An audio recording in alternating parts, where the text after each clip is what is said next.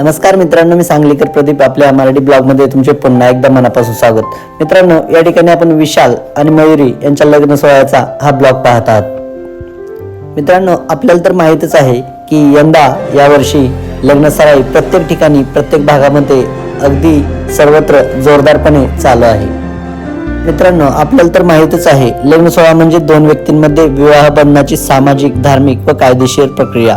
हा सोहळा विविध परंपरा, चालीरीती आणि श्रद्धेनुसार बदलत असतो. भारतात व विशेषतः महाराष्ट्रात लग्न सोहळा अनेक टप्प्यांमध्ये पार पडतो. आता अनेक टप्प्यांमध्ये म्हणजे परंपरेनुसार यामध्ये वेगवेगळे टप्पे येतात.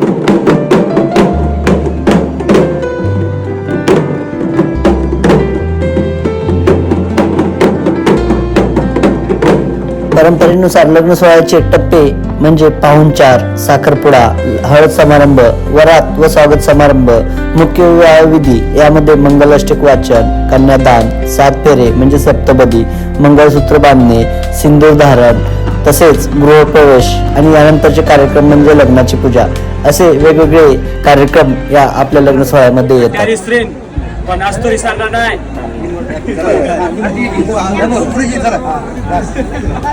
अशा प्रकारे विशाल आणि मयुरीचा लग्न सोहळा मोठ्या थाटामध्ये पार पडत होता.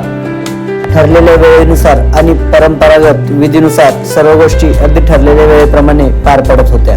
विशाल आणि मयुरी यांच्या लग्न सोहळ्यासाठी जमलेली पाहुणे मंडळी, त्यांना आशीर्वाद द्यायला त्या ठिकाणी आलेले, त्या ठिकाणी त्यांना साष्टांग दंडवत घालत या विशाल आणि मयुरीची एंट्री ही मोठ्या दिमाखात झाली.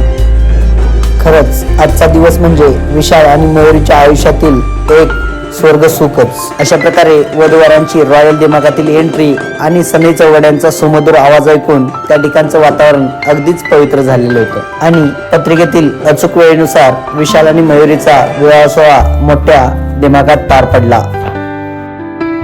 अशा प्रकारे उपस्थित पाहुणे मंडळीच्या साक्षीने विशाल आणि मयुरीच्या आयुष्याच्या रेशीमगाठी खानापूर तालुक्यातील कौतिगा पॅलेस या ठिकाणी आयुष्यभरासाठी बांधल्या गेल्या.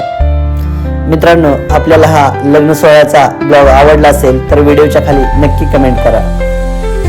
चला मित्रांनो, नक्की भेटू पुढच्या अशाच एका नवीन ब्लॉगमध्ये.